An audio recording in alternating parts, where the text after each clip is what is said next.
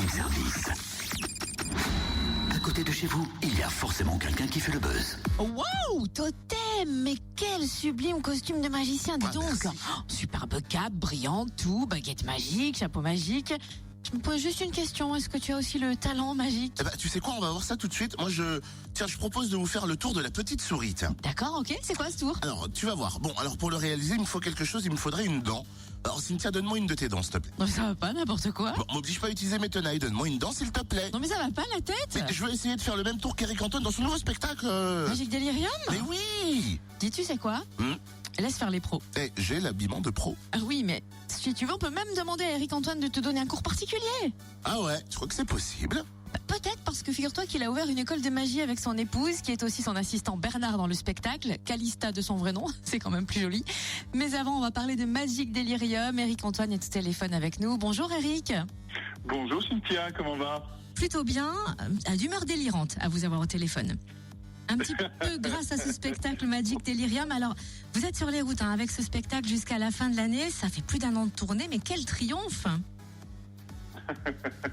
Oui, et puis d'ailleurs, on va même continuer l'année prochaine. Mais là, pour le moment, on est dans la tournée, ce qu'on appelle la tournée Zénith, parce que c'est que des très grandes salles. Et après, on ira dans des villes plus petites, dans des salles plus petites, de 1000, 2000 places, voilà, avec une autre version du spectacle. Parce que ce spectacle-là est vraiment fait pour les grandes salles, donc on va être obligé de couper des numéros pour entrer dans des théâtres. Oui, il y a une machinerie qui prend de la place dans le spectacle. En tout cas, il est époustouflant dès le premier numéro d'ailleurs. On est sur le derrière, pour cause. Vous commencez en tenue d'anneau dans une baignoire. Alors je dois vous dire que le plus impressionnant, c'est pas autant vos muscles que votre manière de sortir du bain. On le dit ou on garde la surprise? Non, mais on peut le dire, parce qu'il y a beaucoup d'autres choses, mais en effet, je rentre nu dans une baignoire et j'en sors sec et habillé. Et c'est vraiment des effets magiques de cette acabit que j'ai essayé de développer au cours de ce spectacle.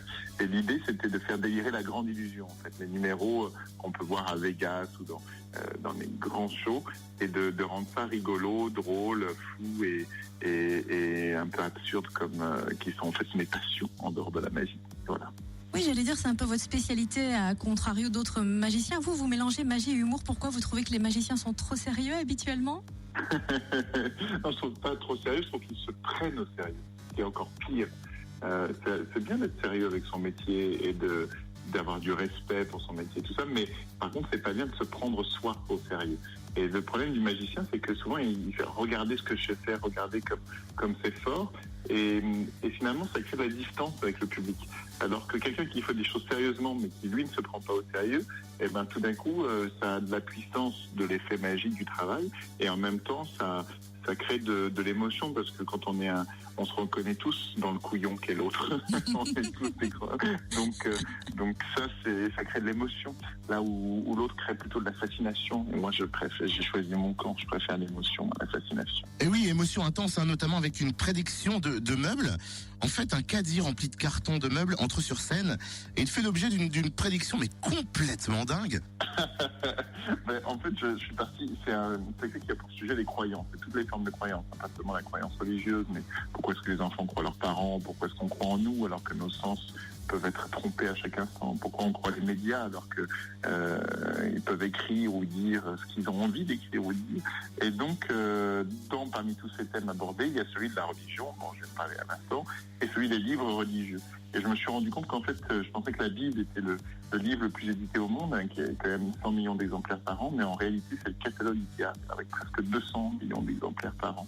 Et donc, ça m'a inspiré un numéro autour du catalogue Ikea et de prédictions de meubles. Parce que dans un catalogue, il y a plus de 3000 meubles différents. Donc tous les soirs, j'en fais choisir un et j'essaie de deviner d'une manière un peu drôle et détournée quel est le meuble qui a été choisi par le spectateur. Merci Eric. Et donc vous découvrirez ce qui se passe le 4 décembre avec ce catalogue et ce meuble.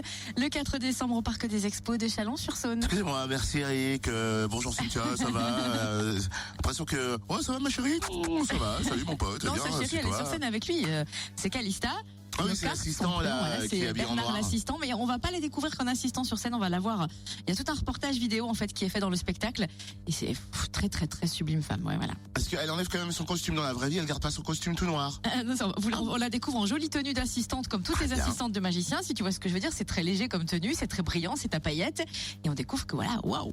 Dernière place à gagner en tout cas ce matin dans le groupe service pour voir Eric Antoine. Donc le 4 décembre au Parc Expo de Chalon-sur-Saône. Et il faut repérer le top appel Eric Antoine tout simplement.